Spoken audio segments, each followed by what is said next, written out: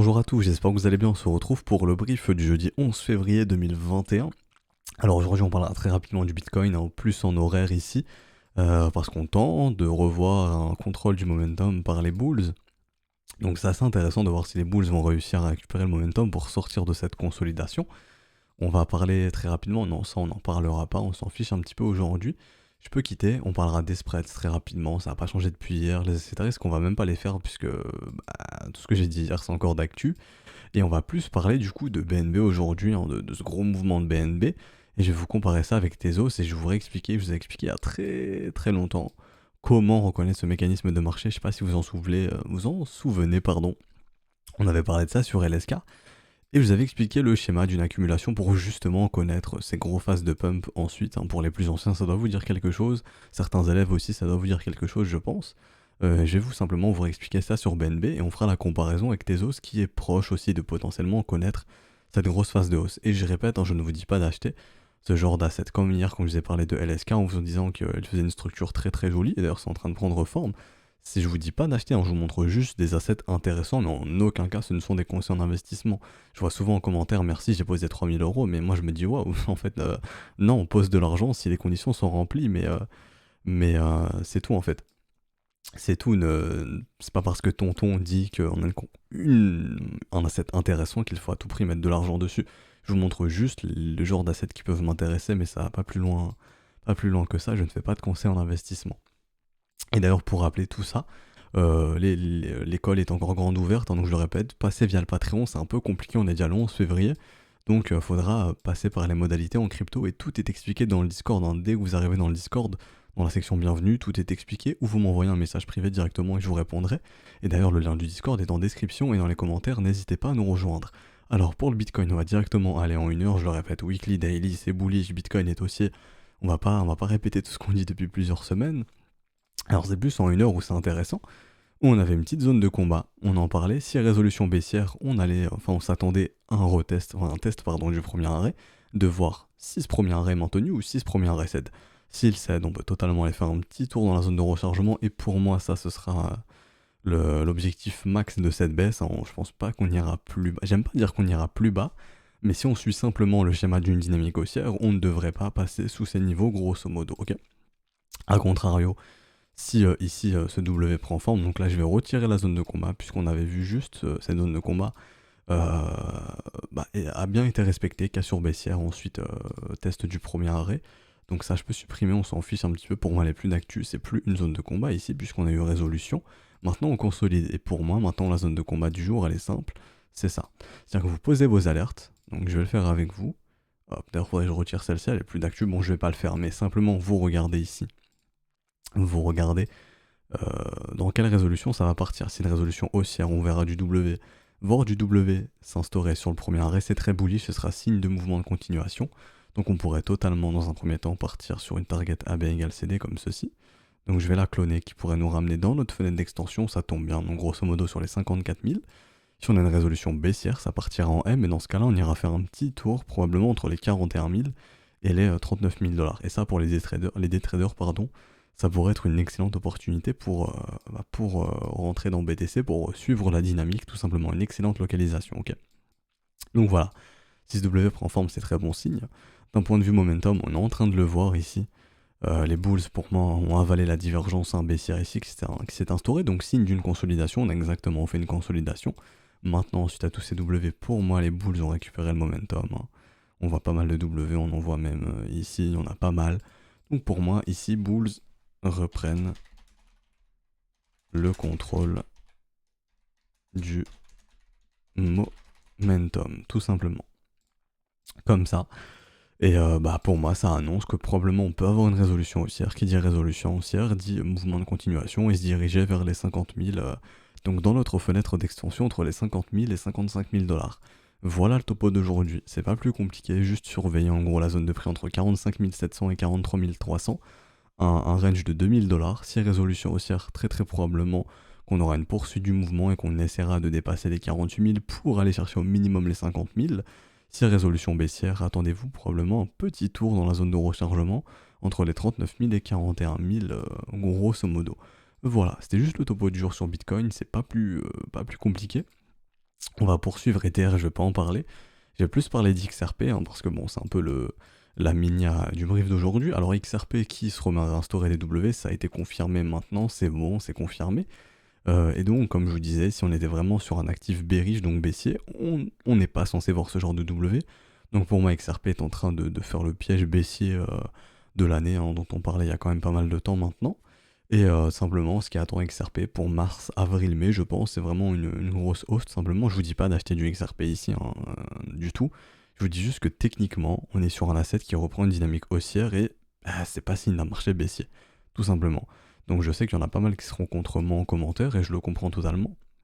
Les avis peuvent diverger, mais je n'ai pas de biais en fait. Si ça avait été bearish, je vous l'aurais dit. Si ça avait vraiment été bearish, je vous l'aurais dit ici. En daily, oui, c'était bearish. Voir CM, c'était bear. Maintenant, quand derrière on réinstaure du W, moi ça me rappelle BTC en mars 2020 en fait. Ça me rappelle juste Bitcoin l'année dernière. Et d'un point de vue volume, j'avais expliqué pareil, hein. Record de vente pour moi, signe de capitulation. On a vraiment fait capituler les holders ici. Et je pense qu'on a tout pour repartir sur XRP. Et l'ultime confirmation, ce sera la cassure des 78 centimes. On peut même poser une alerte ici. Si on vient péter ce niveau, ça sent très bon pour XRP. Et on aura vraiment pour moi le dernier signal qui montre qu'on a vraiment la transition d'un bear market à un bull market. Et donc XRP devrait performer. Mais quoi qu'il en soit, le petit XRP se prépare pour des mouvements de continuation ici. Donc simplement, hein, si on suit la target de ce mouvement de continuation, ça pourrait nous ramener sur les 93 centimes de dollars. Et ici, je vais afficher une petite fenêtre d'extension, hein. Donc si on vient péter les 80 centimes, dans un premier temps, pour moi, l'objectif au minimum, ce serait entre les 1,17$ et les 1,40$. Et ça tombe bien. Ça tombe bien puisque 1,30$ ou 1,40$ de mémoire, je vais revérifier, mais c'est le premier arrêt du mouvement entier. Et rappelez-vous, hein, dans un mouvement quelconque, mais un marché revient très très souvent tester ce premier arrêt pour situer le marché. Est-ce que c'est un range? Donc si, est-ce que c'est un range ou un mouvement tendanciel? C'est-à-dire que si XRP n'arrive pas à venir casser ces 1,34$, on aura l'information qu'on est toujours dans un mouvement tendanciel baissier, et donc ça va être compliqué pour XRP d'aller chercher de nouveaux sommets. En revanche, si on pète ce premier arrêt, vous aurez l'information que XRP est mature pour revenir chercher au minimum les 2$, entre les 2$ ici, 2,10$ et 2,60$, et qu'il est même très mature pour venir chercher un nouveau sommet de marché, et potentiellement dans les mois ou voire années à venir se garer au minimum entre les 5,30$ et les 6,58$. Donc il y a encore du chemin, il y a encore beaucoup de choses à faire. Il y a premièrement la cassure des 78 centimes, ensuite la cassure des 1,30$, mais si on fait tout ça, ça sent très très bon pour XRP. Et j'ai vraiment l'impression d'avoir un discours pro XRP, mais du tout, hein. Comme je vous disais, je ne peux être bearish sur un asset qui me dessine des W weekly dans des W weekly, c'est impensable. C'est impensable pour moi d'être bear sur ce genre d'asset. Malgré toutes les news baissières qu'il s'est mangé dans la gueule, il arrive encore à instaurer des W weekly, qui est une structure très très bullish. Je pense à EOS, dont le CEO s'est barré, qui à l'heure actuelle instaure un W weekly. Je pense à ETC qui s'est mangé des attaques 51 qui instaure un W weekly. Je pense à IOTA dont le CEO s'est barré de mémoire qui instaure des W monthly, encore pire, encore plus bullish. Donc non, malgré les news baissières, techniquement, c'est bullish. Il y a des gens qui ont acheté des gros portefeuilles et qui défendent leur position, qui ont les moyens de pousser le marché parce qu'ils ont des intérêts de pousser le marché pour revendre plus haut, bien entendu. Donc ils le feront. C'est assez cliché de dire ça, mais la fameuse phrase quand tu as l'argent, tu as le pouvoir, c'est exactement ça. Les gros qui ont l'argent sur ce marché, qui ont aspiré l'offre, ont le pouvoir maintenant. Et malgré les news baissières, s'ils ont envie de faire du fric, et si pour faire du fric, faut faire pumper le marché, ils le feront sans trop de problèmes. Mettez juste vous ça en tête que malgré les news baissières, s'il y a des gens qui ont l'argent pour faire pumper le marché, ils le feront. C'est un peu comme Bitcoin, je vous reprends le parallèle qu'on avait fait. Mais rappelez-vous, pour ceux qui étaient déjà présents sur Bitcoin, donc là je m'adresse pas tellement aux nouveaux qui viennent de connaître Bitcoin récemment, mais plus ceux qui étaient dans le marché CDT. Rappelez-vous, mais ici, il y a BitMEX qui s'est fait attaquer. Il y a deux exchanges qui se sont fait hacker. Il y a eu une histoire de Bitcoin sur Twitter. Enfin, il y avait plein de news pour faire baisser ce marché. Mais pourquoi on n'a pas baissé? Parce qu'ici, des gros portefeuilles ont estimé que non, la direction c'était simplement le nord. Et c'est pour ça qu'on est parti au nord. Malgré toutes les news baissières, ici on est parti au nord. C'est un peu ici, lorsqu'on a eu ce W Weekly, ou quand ici, la même semaine, on a eu un hack de Binance, on a eu USDT qui s'est fait hacker, on a eu, pas USDT qui s'est fait hacker, pardon, USDT qui s'est pris un procès au cul de mémoire avec Bitfinex, on a appris que voilà, USDT n'avait pas les fonds en banque, il me semble. Enfin, corrigez-moi en commentaire, mais je sais plus trop la temporalité, mais en gros, ici, beaucoup de news baissières, mais non. W Weekly, beaucoup trop de shorteurs en plus sur contrat dérivé, fallait liquider tout ça, donc simplement la direction c'était le nord. Donc c'est la même chose sur XRP, malgré les news baissières, de continuer de voir des W weekly, c'est suspect, et ça montre simplement que non en fait, la dynamique se veut haussière, certains ont pour intérêt de pousser ce marché, donc très très probablement qu'on aura un XRP bullish pour cette année. Pour 2021, en tout cas c'est mon avis, et tant que la charte ne change pas, hein, je vous avais dit, tant qu'on ne vient pas casser les 11 centimes ou les 17 centimes, grosso modo, il n'y a pas à s'inquiéter pour XRP maintenant. Donc mon avis est maintenu, tant qu'on ne rebascule pas sous les 17 centimes de dollars et les 11 centimes de dollars, pour moi XRP maintient sa dynamique haussière, et la direction c'est le nord tout simplement. Est-ce que je vous dis d'investir dans XRP? Non. Je vous dis juste que techniquement, c'est bullish, et d'un point de vue localisation, on est encore dans des localisations très intéressantes pour investisseurs. Et donc probablement que la smart money continue d'acheter ici, tout simplement. Et donc LTC, je vais pas en parler, hein, puisque tout ce que j'ai dit hier c'est d'actu, si jamais je répète, mais bon, on attend résolution de la zone de combat et de la cassure de ce premier arrêt pour avoir un LTC qui pourrait performer beaucoup plus. Et donc pour finir ce brief, BNB. Donc BNB qui est dans une euphorie haussière complètement verticale, est-ce que c'est le moment d'acheter? On me pose souvent la question. Vous me connaissez, je n'achète jamais un marché vertical, hein. Pour moi, ça c'est clairement pas intéressant. Maintenant, je vais vous expliquer le processus qui permet justement d'avoir ces gros mouvements à la verticale ensuite. C'est simple. Pour ceux qui se rappellent, vous avez expliqué ce schéma de marché qui était simplement on fait pump. Donc comme ça, on fait pump. Donc les gros font pump, peu importe, il y a de la demande à un moment donné, le marché pump. Ensuite, il y a la phase baissière où on revient en zone de rechargement ou dessous. Bon, ici juste dessous, mais on ne vient pas péter le bottom ici, ok? Donc voilà, on fait ça tranquillement, on peut même zone de rechargement. À ce moment-là, les gros rachètent, donc qui achètent ici? Les particuliers, ils paniquent sur la phase baissière, ils revendent, qui rachètent ici? Les gros pour aspirer l'offre. Ils font quoi? Même schéma, on fait pump, on fait acheter les particuliers ici, on décharge, on les fait vendre ici, ou ça, encore une fois, en zone de rechargement. Les gros rachètent ici encore une fois. Donc ici, c'est simplement la phase d'accumulation, on pump, on dump, on rachète, on pump, on dump, on rachète, on pump, on conso, et là, gros mouvement haussier. Et donc voilà, c'est comme ça qu'on reconnaît un mouvement haussier. Link, pardon, Chainlink a fait exactement la même chose. Pump, on dump, conso, on repump. Dump, conso, on réaccumule, on repump. Jusqu'à faire un bon gros mouvement haussier, et là, on refait exactement la même chose sur Link. Maintenant, il y a Tezos qui est exactement dans ce cas de marché. Pareil que BNB, c'est la même charte. C'est une charte très similaire. Vous voyez ici, on est sur une charte très similaire. Parce que c'est le même processus. Ici, regardez. On fait pump, on fait vendre ceux qui ont acheté le top. Zone de rechargement, juste ici, on réaccumule. Hop, on réachète. On réaspire l'offre, parce que simplement qui capitule ici, c'est les petits portefeuilles. On les fait vendre, nous on rachète tranquillement. Quand je dis nous, c'est les gros. Enfin, moi je m'estime pas comme une baleine, hein. Mais voilà, les gros rachètent. Donc là, les gros portefeuilles rachètent. Ensuite, même chose, on fait pump, on refait acheter le public, les particuliers tout en haut, on les fait paniquer, bon gros mouvement baissier, on rachète tout, zone de rechargement. Et encore une fois, on refait quoi? La même chose. On refait pump, on refait dump, zone de rechargement, le marché repart. Et là, on semble mature pour moi, je pense, hein, pour partir dans une phase complètement euphorique, parce qu'en plus, niveau saisonnalité, bah, c'est en train de s'aligner, hein, les étoiles s'alignent, enfin les planètes s'alignent, pardon. Et on est en train de faire la même chose, on a eu la phase de dump, donc pour moi, ce qui devrait attendre Tezos, c'est ce qu'on a vu sur BNB, c'est-à-dire maintenant, sortir en gros de ce jeu d'accumulation qui dure depuis 2019 pour donner vie à ce gros mouvement, ce bon gros mouvement vertical, où tout le monde devrait FOMO.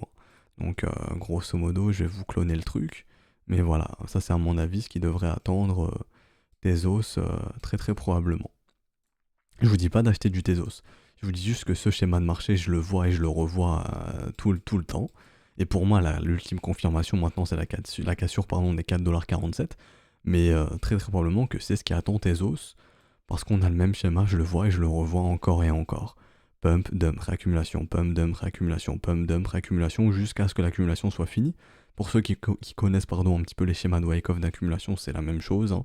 C'est simplement ici un marché horizontal sur une vue long terme qui n'a pas encore connu cette grosse phase verticale comme BNB est en train de le connaître. C'est exactement la même chose ici.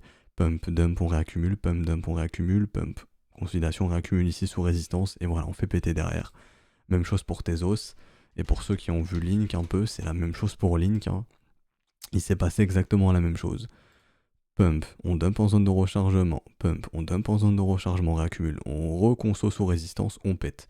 On redump en zone de rechargement, on rachète. Réaccumulation, on pump. tout simplement. Donc ce qui devrait aussi attendre Link, c'est une bonne phase parabolique, un bon marché, un marché parabolique tout simplement. Je perds un peu mes mots, mais Link est déjà avancé dans cette phase. Je pense que Tezos c'est beaucoup moins avancé, et un Tezos c'est plus intéressant.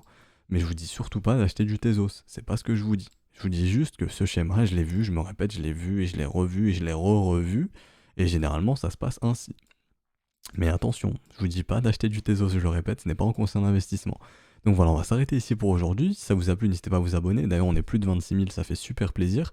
À laisser un petit pouce bleu, hein, ça récompense le travail qui est fourni.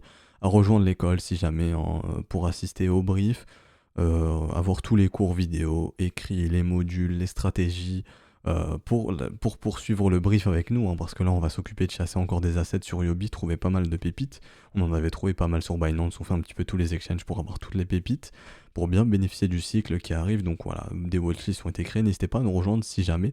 Je le répète, c'est préférable de rejoindre via les modalités crypto que Patreon, c'est plus intéressant en crypto, vu qu'on est déjà le 11 février. Donc voilà, je vous ai dit toutes les infos. Si jamais vous êtes intéressé, n'hésitez pas à m'envoyer un message ou à rejoindre si jamais. Les portes de l'école sont grandes ouvertes. Je vous souhaite une excellente journée. On se retrouvera donc demain pour clôturer cette semaine de brief. Allez, ciao tout le monde.